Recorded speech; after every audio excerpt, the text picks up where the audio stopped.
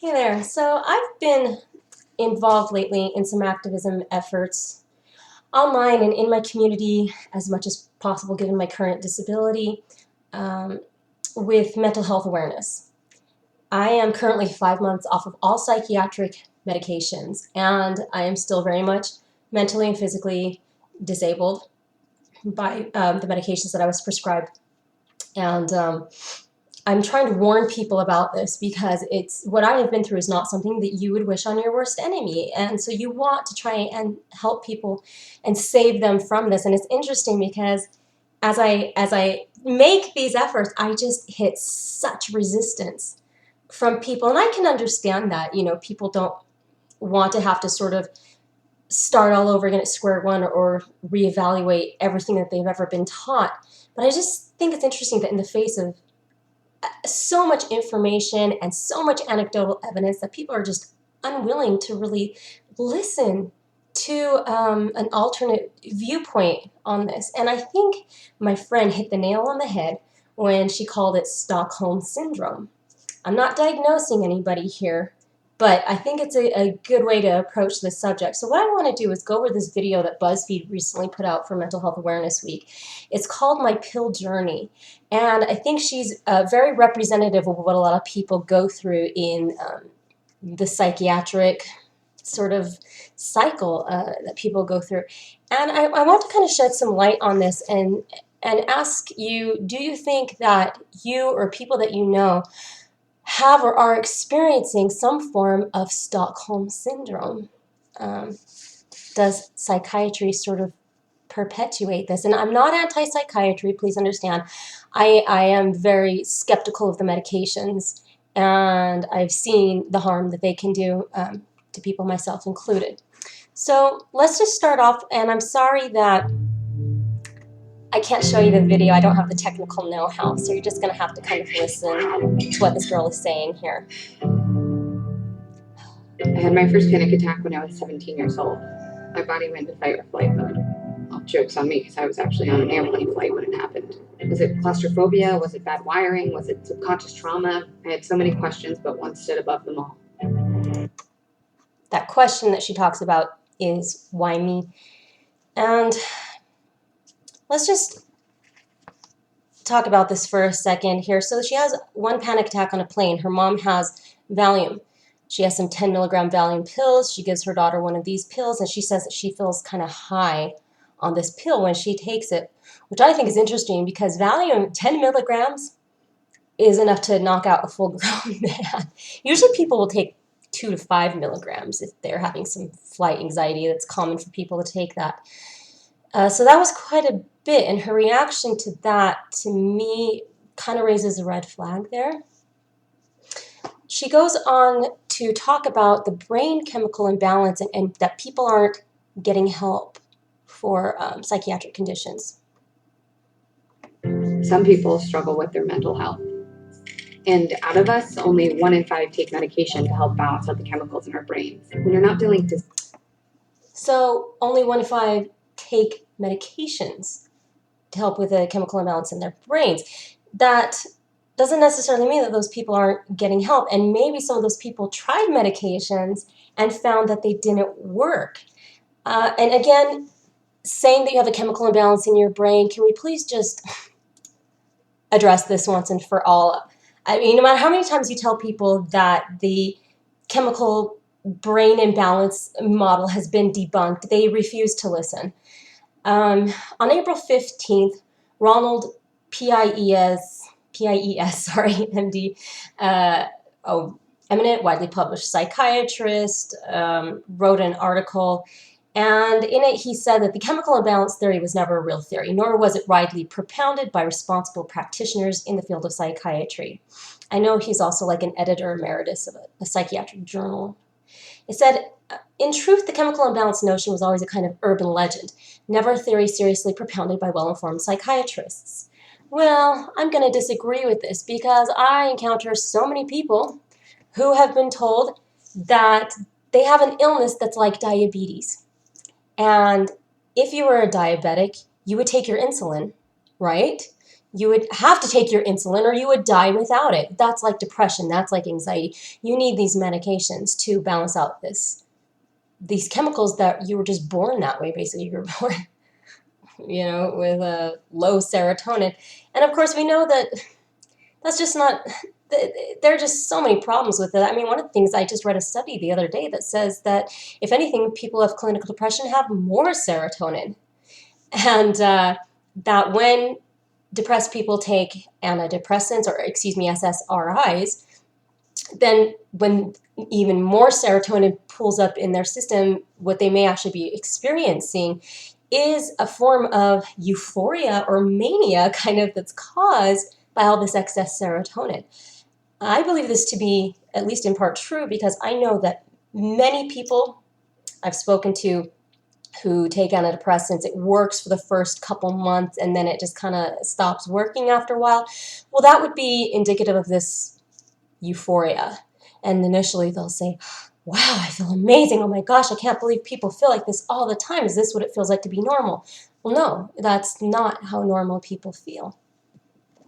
Anyway, moving on, she says she kind of starts trying to deal with these issues of anxiety and depression, and it's not clear when she starts taking medication. But she says she feels like she's dying. And 0.5 milligrams of Xanax, a magical little pill to treat anxiety and depression. I started going to therapy. I had good days and really bad days. Okay. Sorry, I skipped over where it says that she was on Lexapro. So she was taking Valium. I don't know how frequently. Now all of a sudden she's taking 0.5 milligrams of Xanax, which has a much shorter half-life than Valium. So at this point, it's possible that this girl is already experiencing some kind of withdrawals every 3 to 4 hours. In fact, she even says so. She says that her anxiety gets worse, even though she starts therapy, which I find is interesting because later on she says that she starts cognitive behavioral therapy. I did cognitive behavioral therapy right away after getting off my second antidepressant because I didn't even know what anxiety was before I started an antidepressant. And then I get off of it and I'm shaking and I'm just having a terrible time. And I realized it was anxiety. And so I did cognitive behavioral therapy. Luckily, it helped really quickly to sort of rewire my brain. So whatever this girl is doing, it's not cognitive behavioral therapy at this point. And she's on an antidepressant, which we know can cause, in my own experience, has caused anxiety, and the Xanax isn't working for her. My anxiety attacks became persistent, and so I was prescribed a higher dosage of that magical pill Xanax. Yet I was still feeling depressed. We tried. Okay, and yet I was still feeling depressed. When does this depression start? And the Xanax isn't working, so now they've upped her dose of Xanax. So at this point, we know that the benzodiazepines aren't really helping her. The antidepressant isn't helping her, and she's depressed. She's taking a central nervous system depressant. So it's kind of logical that, yeah, you're going to start feeling depression with that. Medicating it, is that the right answer when it's a problem that was caused by medication, most likely in the first place? It's something different. I was switched off Lexapro and Xanax and onto mirtazapine and Ativan. I took mirtazapine at night, and if I didn't go to bed within 20 minutes of taking it, I would eat everything in my sight. Okay. So the Xanax isn't working. Let's try Ativan. I don't get this. Please somebody explain to me why doctors do this. A benzo is a benzo. And half the time, doctors don't even switch people over to the equivalent amount of the other benzodiazepines. So it's possible you're feeling a huge drop and experiencing withdrawal symptoms from not taking an equivalent amount. I mean, yeah, Ativan has a longer half-life, but why would it work any better for someone who's already not managing anxiety symptoms on a benzodiazepine? It makes no sense. And then she's put on Remeron or mirtazapine, which has its own set of problems. It can cause like autistic spectrum conditions, akathisia, schizophrenia, depression, of course, Parkinson's, and as she mentioned, she started eating a lot, which makes sense because it's an appetite stimulant. I don't know if she really only got off because of the appetite or if it's because of some of these other symptoms. But again, if somebody is experiencing mental health problems and they are taking a mind-altering drug, wouldn't it make sense to look at that drug as the source of the problem? And I'm not saying that she missed this. I'm talking about the people who were treating her. I'm not criticizing her because I've been there. I totally relate to what she's talking about here. So she goes on. Good medication can have bad side effects. When I gained a bunch of weight, my therapist weaned me off mirtazapine and put me on another fun little pill called Lamictal. Lamictal is a series of anti-seizure pills also used to treat the mood swings of bipolar disorder. Ah, now we get to it. This, how psychiatry or psychopharmacology just works. I mean, they haven't gone in, they haven't done any diagnostics to see, are you low in serotonin? Are you, I don't know even what tests they would do other than a questionnaire to see if she's bipolar. But since she's not responding well to the antidepressants, she is now bipolar. That's how you find out if someone's bipolar, basically. If they don't respond well to antidepressants, well, then they're bipolar, which is insane. It's insane. I have friends who are now getting off their psychiatric medications who have had genetic testing done. And they're finding that they are contraindicated for SSRIs, tricyclics, benzodiazepines. That's why they weren't doing well on these drugs, not because they're bipolar. Wouldn't it have been nice to have known this before they got on these mind-altering medications and have had to suffer the withdrawal symptoms and all the side effects and everything like that? It's really a cruel system that this girl is being subjected to here. So, and also Lamictal, bipolar medications, these anti-epileptics, can cause serious birth defects. And most women are not aware of this. The thing is, with a lot of these people that I talk to on Twitter and things who are so, adamantly defending their psych meds, these are young women. I mean, they haven't even been doing this that long, and they're of childbearing age. Do they know? Do they really have informed consent as to what this can do to your body, what these medications can do to your hormones? Again, the weight gain, period issues, so many problems that I personally, and I know a lot of other women have experienced, miscarriages, babies with heart defects. Are they informed of this when they get on these medications? She goes on, and of course the Lamictal isn't working, or so they add in Wellbutrin. This just blows my mind. First of all, Wellbutrin is not to be taken with benzodiazepines, and she clearly states here that she's still taking Ativan to help her out with the anxiety issues and things like that. And on top of that, Wellbutrin isn't supposed to be taken with anything else that can lower a seizure threshold, because it's also kind of like an anti-seizure medication. So basically, she's taking two drugs here that are contraindicated with Wellbutrin. Well, of course, she's not going to be doing well at this point. And again, going up and down and on benzodiazepines, those kinds of symptoms, just from the benzodiazepines alone, could have affected her for years, months at least. So it's very possible at this point that a lot of what this woman is feeling are the effects of having been off and on and switched back and forth between all these drugs. She goes on to say that this wasn't working, so now she is diagnosed with ADHD. Well, the problem here is that Wellbutrin can cause ADHD type symptoms. It's given to people who have ADHD, but it can cause the rage and anger kind of issues, and of course, anybody who's ever tried to get off any of these medications knows that you develop very bad ADHD symptoms. I have horrible focus right now from getting off my benzodiazepine. So she's diagnosed with ADHD, and then she says that she is an addict. She's addicted to the Ativan because she's dependent on it, basically, is what I'm hearing in her story. I know a lot of people who believe that they were addicts and come to find out they had built up a tolerance to the drug, and they were medicating the interdose withdrawal symptoms. And once they realized what was going on, they were able to get off the medications and be totally fine and not have any sort of psychological dependence on it anymore, or cravings or anything of that sort. It was the drug that was causing the condition, the dependency.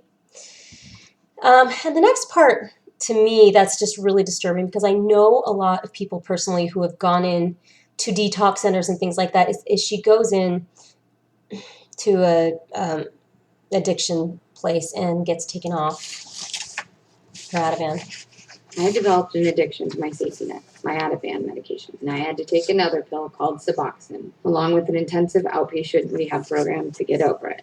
But I didn't give up. I couldn't. There are no rights and wrongs when it Okay, sorry, I almost too far there. It's possible she was experiencing pain. I know Suboxone is given for that, but I can tell you right now that Suboxone is not going to help someone who's going through benzodiazepine withdrawals. It doesn't affect the same GABA receptors. Benzodiazepines affect GABA receptors, and first of all, if you get off of them quickly, you can have a seizure. So Suboxone is not going to take care of that. It's for heroin withdrawals. It's for opiate addicts. This doesn't address the problem that she is experiencing here with anxiety and having an increase of anxiety in between each time that she's taking these medications. And finally, at the end here, she talks about how she's been going through this for 7 years. started seeing new doctors, psychiatrists, psychologists, and therapists who were covered by my insurance, and I started cognitive behavioral therapy. Now she's In 7 years' time, 7 psychiatrists, 4 psychologists, countless therapists, 2 misdiagnoses, over 20 medications. I was finally figuring my mental illness out. Today, Was she figuring it out? 20 medications? That's it. I mean, first of all, this practice of ripping people off and on meds just has to stop. First of all, they're not that interchangeable. They all affect different receptors, and when you pull someone off of one, their body is going to automatically try to upregulate and balance things out, and then you throw another one in that affects different receptors. I've seen psychiatrists literally drive people crazy by doing this to them. And going through this for 7 years, where was her advocate? Who was here to say, this isn't working for you? You're suffering here, and suffering for what purpose? It's not helping you. If anything, in here, what I'm hearing between the lines is that the therapy was helping her. And, you know, about 59% of psychiatric medications are prescribed by general practitioners. This means that people are just going in and getting on these drugs. There are no diagnostic tests being done because there are none to see what your serotonin levels are. And then they're being prescribed medications without being given the option of therapy first. So the system is messed up, and really, honestly, general practitioners need to stop prescribing psychiatric medications, just point blank. It's not their field of expertise, and they just shouldn't be doing it. So she continues on to the end here, and I just want to let you listen just to this last little bit. I know this makes my video a little longer than normal. Because I've learned that very well could change someday. Finding the medication that works is a journey, and everyone's journey is going to be different. Our chemicals are different. We are different. I cannot hold myself accountable. Why is finding the medication the journey? That's not the entire journey, and that doesn't necessarily have to be a part of the journey, as I mentioned earlier. For what happens with my depression and anxiety, that I don't have control over. But I can hold myself accountable for the strength of trying. All right. I agree. It takes a lot of strength to go through all of that. It takes a lot of strength to go through what people like myself have gone through, who are not only dealing with mental health issues, but then have to come to the understanding that the medications are doing more harm than good, and then to have to go against the system to get off these medications, to stay off of them, and to go through the horrifying process that it takes to allow your body to get back online, to get back to health, mental and physical health. So I just think that we really need to redefine what constitutes mental health in this country, and come to the understanding, or at least recognize that 7 years of this, of torturing somebody like that, is unacceptable. If someone is not responding well to medications and they get worse and worse, it should not be an acceptable practice to just keep ripping them off and on the same medications over and over again. The definition of insanity is doing the same thing over and over again, expecting different results. There are only 5 classes of psychiatric medications. You've got your antidepressants. Yes, there are, different kinds of antidepressants, serotonin uptake inhibitors and tricyclics and things. And then you've got your tranquilizers, your benzodiazepines. You have your uppers, ADHD meds. You've got your mood stabilizers, which are the anti-epileptics or the ones that they usually give for bipolar, and then your antipsychotics. I think a lot of people would be surprised to realize that they're on antipsychotics, that they're being prescribed, when they're being prescribed Abilify to sort of help, improve the functioning of their antidepressant. They're actually taking an antipsychotic, and those absolutely cause brain damage. I'm willing to say that a lot of what this woman in this video is experiencing are the effects of brain damage. I know that's what I've dealt with. I know what it looks like, so I know it when I see it. So when we're discussing this online, I don't want this to turn into a debate of, well, my medications work for me. I understand that they work for people. I have friends and family members who are taking these medications, and I can respect that. But I think we have to be open to looking at, why are these medications working? Is it a temporary thing? When people go back and look at their medical records, will they find that perhaps they were actually having a poor reaction to an antibiotic, like a quinolone antibiotic or a steroid, or were people's lifestyles somehow contributing to this? I mean, I know people who've gone into their doctors, and their doctors never even questioned that maybe it was the fact that they were drinking heavily or doing marijuana or smoking or taking various recreational drugs on the weekends. Yeah, that's going to throw people off balance. Drinking too much coffee can do that to someone, or suddenly stopping coffee, or suddenly stopping any number of things can do that. And I think if people really kept an open mind and went back and looked, they would recognize that a lot of their mental health symptoms began somewhere else. And I also think that a lot of people have been given these from the time that they were children. And I know that ADHD meds, antipsychotics, benzodiazepines, they can stunt the growth of your frontal lobe. They inhibit blood flow to the brain. It is very possible that a lot of people do have some kind of brain damage, which then makes them makes these kinds of drugs possibly necessary in their lives. I think a lot of people are simply just experiencing what I did, which is you're on these drugs for a few years, and when you try to get off, it's so awful. You think, okay, yeah, I have to take these or I will die. But I'm here to say that for the majority of people, that's just simply not true. People can get off, and I think it's very debilitating to say that because you experience a few months of anxiety or a couple of months of severe depression, that you are now someone who has a chemical imbalance, and that you will be this way for the rest of your life. I don't believe that. I have suffered incredibly. I know people who have suffered to just horrifying things. I mean, even if you just think about people who are in concentration camps, POW victims, it sort of dismisses the strength of the human spirit. People can overcome these things. And to buy into this idea that you have to be this way for the rest of your life, I mean, even people with psychosis and things like that who are not medicated, if you look at Robert Whitaker's book and his statistics, the majority of those people who aren't medicated actually do better than those who are and fade back into society. Because that's what we're made to do. We're made to endure. We're strong. And I don't believe that as many people who are on these medications have to be on these medications. I believe that many of us, most of us, have bought into a lie, an urban myth that is being perpetuated, And we're making psychiatry and mental health all about these drugs when it just simply shouldn't be.